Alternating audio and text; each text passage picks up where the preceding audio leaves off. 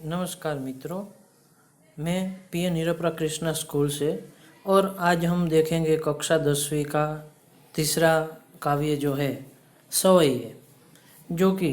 रसखान के द्वारा लिखा हुआ है। जिसे कि देखें रसखान के बारे में, तो रसखान जन्म सन 1548 ईस्वी सन में और निधन है तो 1628 ईस्वी सन में। निधन यानी कि मृत्यु। तो यह उनका जीवन काल रहा है। उनका असली नाम देखें तो सैयद इब्राहिम था। वह मुस्लिम होते हुए भी उन्होंने इस प्रकार कृष्ण भक्ति की कि जिनके कारण उनको एक विशेष सम्मान है वो मिला हुआ है। तो इसी तरह वह एक दिल्ली के संपन्न परिवार में जन्मे हुए थे। गोस्वामी विठलनाथ जी जो है उनसे उन्होंने दीक्षा ग्रहण कर बाद में व्रज में रहकर कृष्ण भक्ति के पद है वो लिखे हुए हैं। वह मुसलमान कवि होते हुए भी कृष्ण के अनन्य भक्त थे और इनके कारण उनकी भक्ति है वो सराहनीय यानी कि प्रशंसा करने योग्य है। उनकी कविता में कृष्ण की रूप माधुरी, व्रज महिमा, राधा कृष्ण की प्रेम लीलाओं का वर्णन वो सब मिलता है। तो साथ ही उनकी भक्ति जो है उनमें प्रेम, श्रृंगार और सौंदर्य तीनों का त्रिवेणी संगम है वो मिलता है। हालांकि भक्ति के बारे में देखें तो कई सारे प्रकारों से भक्तियों की जाती है। इनमें से प्रेम, श्रृंगार और सौंदर्य है और रसखान की कविताओं में भक्ति में है वो मुख्य रूप से मिलता है। उन्होंने व्रज भाषा में सरल, तरल, सरस्वज और सजीव प्रयोग है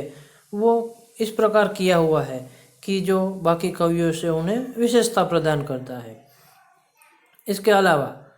यदि बात करें तो भारतेंदु हरिश्चंद्र द्वारा, जो कि उन्होंने उनके बारे में कहा था कि इन मुसलमान हरिजन पर कोटिक हिंदू वार्य, यानी कि एक मुसलमान कवि होते हुए भी उनके ऊपर ये कोटिक यानी कि करोड़ों हिंदू है वो भी उन पर वार है, प्रशंसनीय है, ऐसी बात है उन्होंने बताई हुए। तो इस तरह कि एक मुस्लिम कवि होते हुए भी जिस प्रकार श्री कृष्ण का उन्होंने वर्णन किया है, भक्ति भावना की है, वही यहाँ पर देखने योग्य है। उनके द्वारा सुजान रसखान, प्रेम वाटिका, रसखान रचनावली जैसी प्रसिद्ध रचनाएं हैं वो दी हुई है। तो इस तरह वह एक कवियों में है वो बेजोड़ थे। इसके बाद देखें तो उनके द्वारा दिए गए यहाँ पर 4 सवये हैं वो रखे गए हैं, जिनमें मुख्य क्या बात है, सिर्फ कृष्ण ही नहीं पर कृष्ण की भूमि है और उसके प्रति उनकी अनन्य अनुरक्ति है, समर्पण की भावना है वो यहाँ पर दिखाई गई है कि कृष्ण लीलाओं का मनोहर वर्णन करना, कृष्ण जिस प्रकार धेनु चराते, बेनु बजाते, प्रेम रंग में रंगना, उनकी भंगिमा यानी कि अलग अलग क्रियाओं है उनका एक माधुर्यपूर्ण चित्रण है यहाँ पर दिया गया है। और इसी तरह रसखान भी चाहते हैं कि कृष्ण के सामीप्य के लिए यानी कि कृष्ण के नज़दीक रहने के लिए है वो लकुटी यानी कि लाठी लेकर ग्वालों के संग रहते हुए वो कृष्ण के साथ, उनकी वस्तुओं के साथ ही अपना जीवन है वो बिताना चाहते हैं। तो यही मुख्य बात को लेकर है यहाँ पर कृष्ण के लिए रसखान के द्वारा लिखे गए जो 4 सवये हैं वो दिए गए हैं। देखते पहले से हम शुरुआत करें तो कहते हैं पहला जो है ये सवैया, जिनमें मुख्य बात क्या बताई गई है कि कृष्ण की जो भूमि है और वहाँ पर रहने वाले लोग हैं, इनके साथ जिस प्रकार से कृष्ण जुड़े हुए थे, तो उसी बात को लेकर यहाँ पर सारा वर्णन है वो पहले सवैये में दिया गया है। देखें तो क्या कहा गया है कि मानुष हो तो वही रसखान। मानुष यानी कि मनुष्य,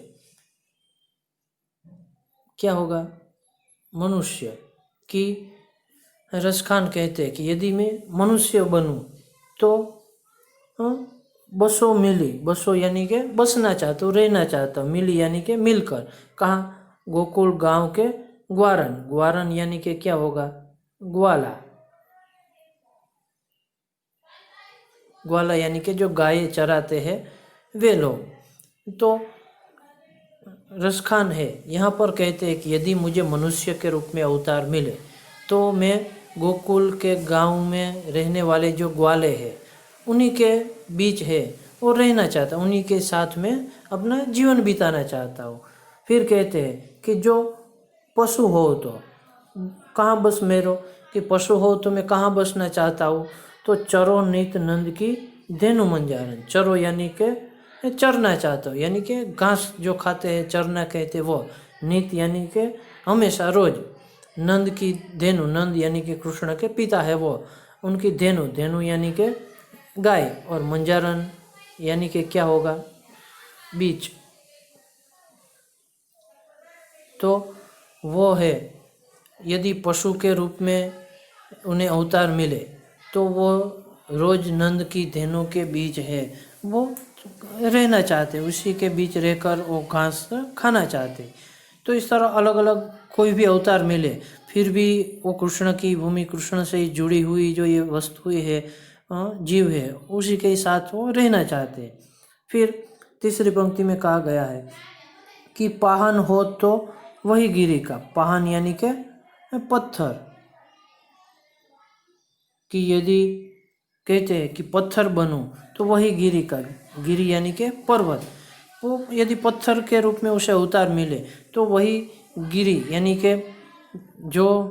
हम देखते हैं, कथा हमने सुनी है कि गोवर्धन पर्वत है वो कृष्ण ने जो इंद्र के प्रकोप के कारण है वो उठाया हुआ था, और वो वहाँ के लोगों की, गोकुल वालों के लोगों की है, उन्होंने रक्षा की थी।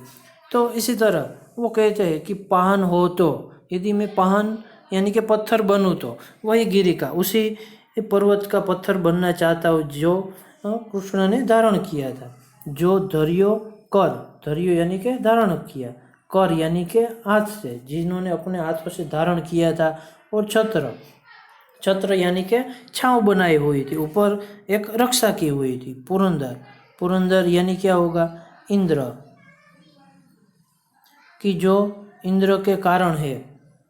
कारण यानी कि इंद्र की वजह से, इंद्र के कारण से, कि इंद्र के कारण से जो गिरी पर्वत के रूप में एक छाया है, एक छत्र है, रक्षा है, वो बनाई हुई थी, वही गिरी का मैं पत्थर बनना चाहता हूँ यदि मुझे पत्थर का अवतार मिले तो। फिर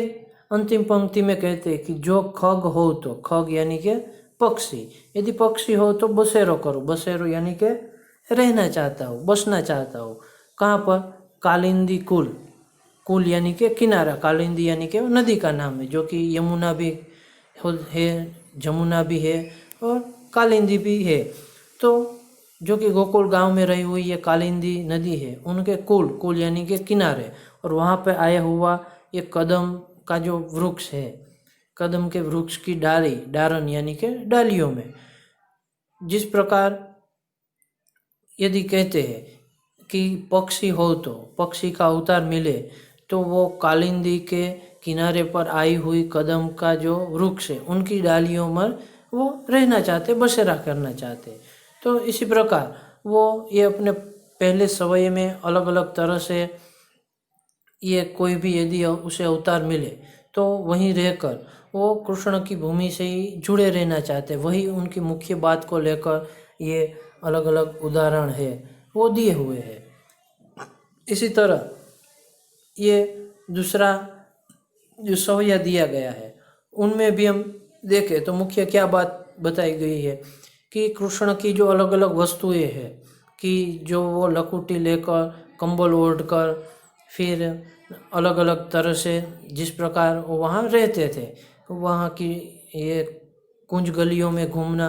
तो वह सारी बातें भी रसखान को पसंद है और उनके लिए वो हर एक प्रकार का सुख छोड़ने के लिए तैयार है यदि कृष्ण की ये वस्तुएं, ये क्रियाएं करने को उसे मिल जाए। तो इसी तरह दूसरे सवये में है वो क्या बताया गया है, देखे तो कि लकुटी और कमरिया पर, लकुटी यानी कि क्या होगा, लाठी, लकड़ी कहे या तो लाठी कहे, तो कृष्ण की लाठी और कामरिया, कामरिया यानी कि क्या होगा, कंबल, कि जो हम देखते हैं कि आमतौर पर ग्वाले होते हैं, जो गाय चराने वाले होते हैं, वो एक कंबल और लकुटी है वो साथ में रखते हैं। तो कृष्ण भी हमेशा अपने साथ है वो लकुटी और कंबल है वो रखते थे। तो इसके लिए रसखान कहते हैं कि ये लकुटी और कंबल पर राज तिहु पुर को तजी डारो। राज तिहु यानी कि राज यानी कि राज्य, तिहु यानी कि तीनों, पुर यानी कि नगर। जो हम तीन लोक मानते हैं कि पृथ्वी, पाताल, आकाश, इस प्रकार तीन लोक रहे हुए। तो रसखान कहते हैं कि यदि मेरे पास तीनों लोक का राज हो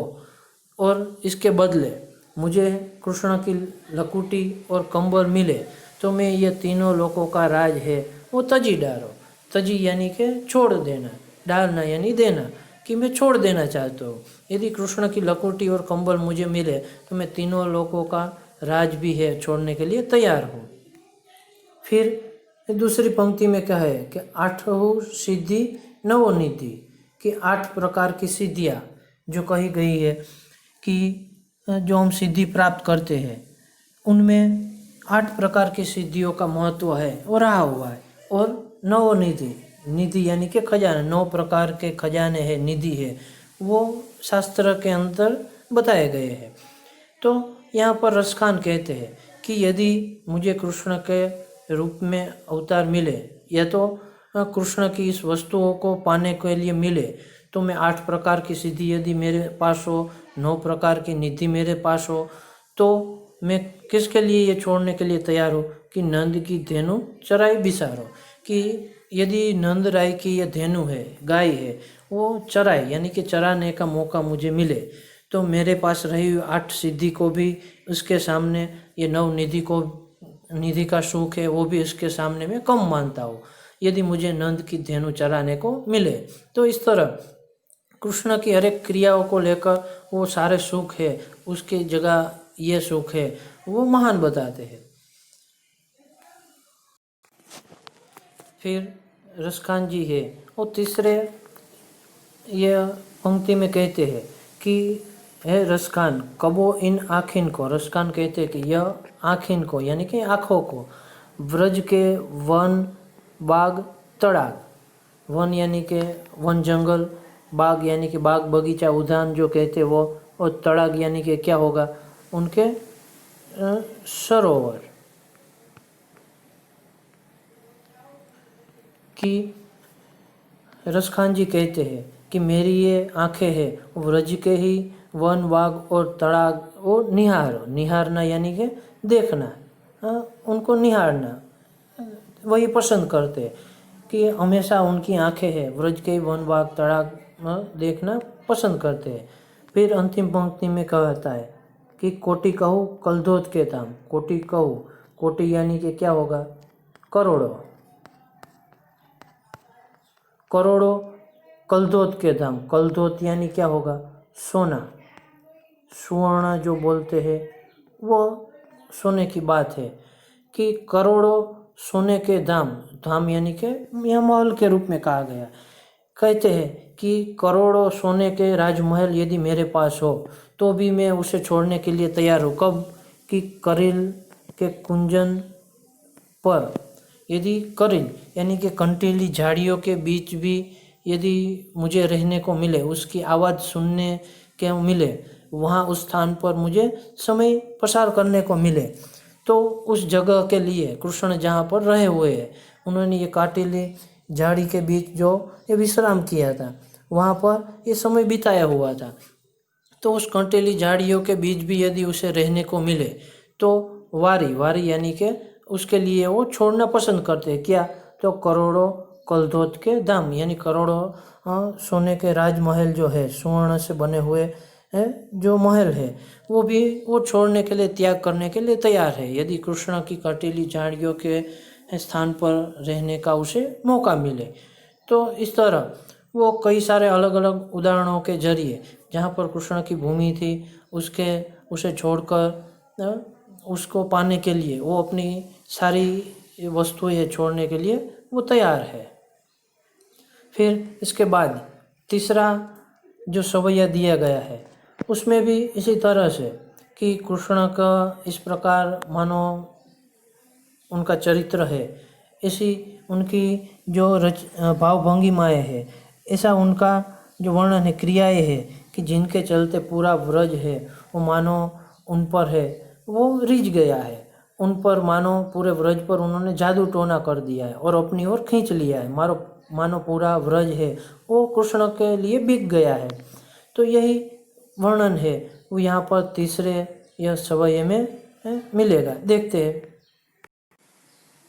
तो इसी तरह तीसरे पद में, तीसरे सवय में रसखान जी कहते हैं कि जा दिन ते वह नंद को चोरो, यानी कि जिस दिन से वह नंद का पुत्र, चोरो यानी कि पुत्र, व्रज भाषा में लिखा हुआ है,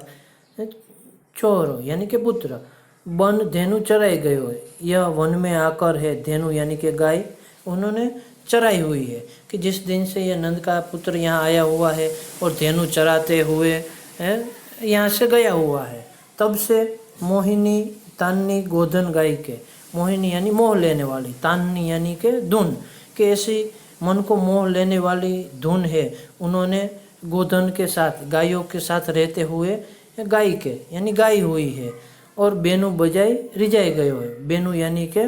बंसी, बांसुरी जो कहते हैं वह, कि वो इस प्रकार उन्होंने बेनु बजाई है, बांसुरी बजाई है कि सबको रिजाई यानी कि प्रसन्न किया हुआ है, सबको अपनी ओर खींच लिया है। प्रसन्न यानी कि सबको अपनी ओर खींच लेना। तो गोपी और रसखान खुद भी कहते हैं कि जब से नंद का छोरा यहाँ आया हुआ है, धेनु चरा कर गया हुआ है, ऐसी मोहिनी तान उन्होंने है वो गाई हुई है कि सारे ये गोपियाँ है, व्रज के लोग हैं, उनको प्रसन्न कर गया। खास तौर पर गोपियों के लिए बात बताई गई है। फिर कहते हैं इनके कारण ताही घरी कछु टोना शोके, ताही यानी कि उसी समय से, उसी धरी यानी कि ये घड़ी के लिए कहते हैं, जो घड़ी यानी कि समय कहते हैं हम, उसके लिए कहा गया समय, घड़ी यानी कि समय के, ताही यानी कि उसी समय से कुछ टोना शोके, टोना यानी कि उस अर्थ में दिया गया है कि जादू टोना, कि उसी समय से मानो हमारे ऊपर कुछ ऐसा जादू टोना हो गया है कि ये में समाये गयो है, ये यानी कि हृदय में, कि गोपियाँ कहती है कि उसी समय से हमारे हृदय में ये कृष्ण है वो समा गया है, उनके हमारे हृदय में अंदर है वो उधर गया है, कि जब से यहाँ आया धेनु चरा कर गया, ऐसी मोहिनी धुन बजाई है और ऐसी बंसी बजा कर सबको प्रसन्न किया हुआ है कि मानो सब पर उन्होंने जादू टोना सा कर गया और सबके हृदय में वो समाये गयो है। फिर कहते हैं कि जिनके कारण को यानी कि कोई भी है, काहू यानी किसी का, कानी यानी कि करना है, यानी कि जो काम है वो नहीं कर रहा, कोई भी किसी का कहना नहीं मान रहा है, कि कृष्ण ने ऐसा जादू टोना किया हुआ है कि कोई भी किसी का कानी यानी कि काम जो है वो नहीं कर रहा है। मानो लग रहा है कि शीघ्र यानी कि पूरा सारा समग्र व्रज जो है वो बिकाई गयो, कि मानो पूरा व्रज है वो बिक गया है, श्री कृष्ण के लिए है, वो एक तरह से है अपना सारा जो सोचना है वो भूल गया है। तो इसी तरह कि इस तरह कृष्ण ने अपने जादू टोना छाया हुआ, बंसी बजाई हुई है, ऐसा अपना एक लगाव उत्पन्न किया हुआ, जिनके कारण व्रज के सारे लोग हैं वो अपनी बात भूल गए और अपना होश खो बैठे, जिनके कारण कोई किसी का कहना नहीं कर रहे, सब कृष्ण के पीछे पागल है और मानो ऐसा लग रहा है कि पूरा व्रज है वो बिक गया है। तो इस तरह कृष्ण के लिए सब कोई है वो पागल है। फिर तीसरे के बाद चौथा और अंतिम सवैया जो कि दिया गया है, जिनमें गोपियों के द्वारा कहा गया है कि कृष्ण के जो सारे स्वांग है, यानी कृष्ण ने जो कुछ धारण किया है वो हम सब कुछ धारण करना चाहते हैं, पर उनकी मुरली जो है, बंसी है, जिनके लिए कृष्ण है वो खुद पागल है, तो ऐसी मुरली से उन्हें ईर्षा है, इसलिए वो मुरली है अपनी धारण नहीं करना चाहती, बाकी सारे ही कृष्ण के स्वांग है वो रचना चाहती है। देखते क्या कहा है कि मोर पंखा सिर पर राखियो, कि कृष्ण जिस प्रकार मोर पंख अपने सिर पर धारण करते, मुकुट धारण करते, तो इस तरह गोपी भी कहते हैं कि हम भी मोर पंख है और सिर पर रखना चाहते हैं। गुंज की माला गले पहरोगी। गुंज नामक जो पदार्थ है, एक तरह से वस्तु का है, तो गुंजे की माला है वो गले यानी कि गले में, पहरोगी यानी कि पहनना चाहती है, वो गुंजे की माला गले में पहनना चाहती है। फिर ओढ़ी पीताम्बर, पीताम्बर यानी कि पीत अंबर, पीला वस्त्र जो है वह, कृष्ण आमतौर पर हम देखते कि पीला वस्त्र ही धारण करते, तो पीताम्बर ओढ़कर ले लकुटी बन, लकुटी यानी कि लाठी, लकड़ी लेकर बन में, बन यानी कि जंगल में, गोधन, गोधन यानी कि गायों के बीच, ग्वालिन यानी कि ग्वालों के साथ, संग यानी कि साथ, फिरोगी यानी कि फिरना चाहती है। गोपियाँ कहती है कि हम पीताम्बर भी ओढ़ना पसंद करते हैं, लकुटी लेकर, और गायों के साथ है और ग्वालों के साथ वो फिरना चाहती है। भाव तो वही मेरो रस खान। तो यहाँ पर कहना चाहते हैं कि भाव तो वही, भाव तो यानी कि पसंद कर दो या जो अच्छा लगता है वह, भाव तो वही मेरा रसखान, रसखान वो कहते हैं कि इस तरह हमें वही पसंद है। कृष्ण ने जिस प्रकार से सारे ये भाव भंगिमाएँ तैयार किए, ये सारे वस्त्र धारण किए, जिस प्रकार उनकी क्रिया रहती वैसे ही कृष्ण है वो हमें पसंद है, इसलिए तेरे कहे सब स्वांग भरोगी। स्वांग यानी कि ये सारे पहरवे से सारी ये क्रियाएं है वो हम करेगी, वो भरना चाहती है, लेना चाहती है, कि इस प्रकार कृष्ण के लिए सारे स्वांग वो रचना चाहती है। फिर अंतिम पंक्ति में कहा कि पे मुरलीधर की, पर यह मुरली जो है मुरलीधर की, वह अधरान धरी, अधरान यानी कि ओठों के ऊपर, धरी यानी कि धारण करना, अधरा यानी कि मुरली, बंसी, न धरोगी यानी कि नहीं धरोगी, पर वो अपने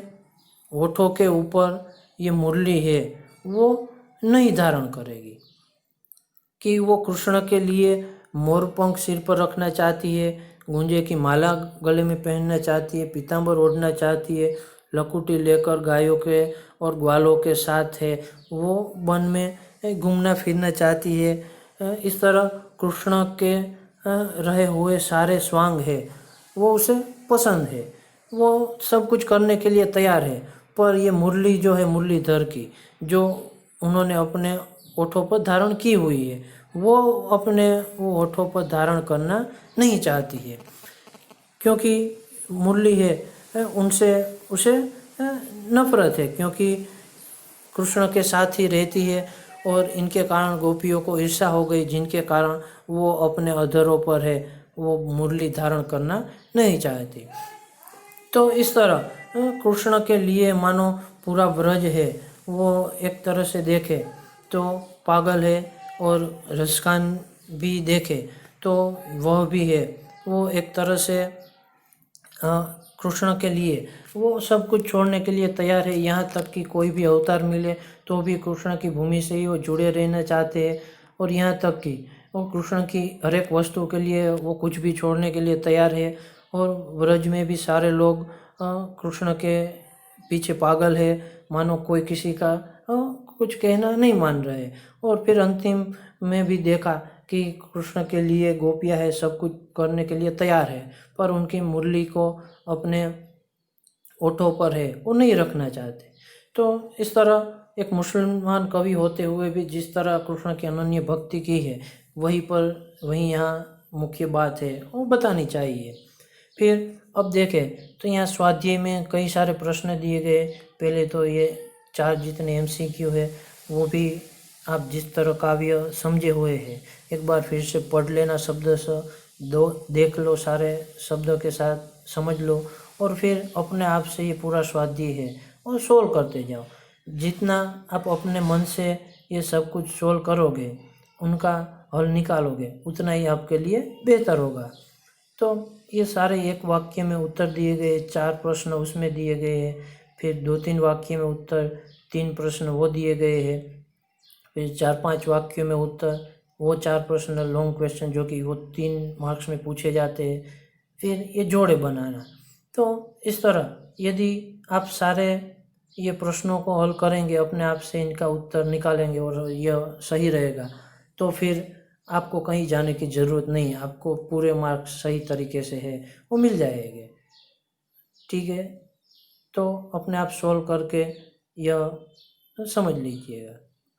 ठीक है, आशा रखता हूँ सब कुछ समझ में आ गया होगा। धन्यवाद।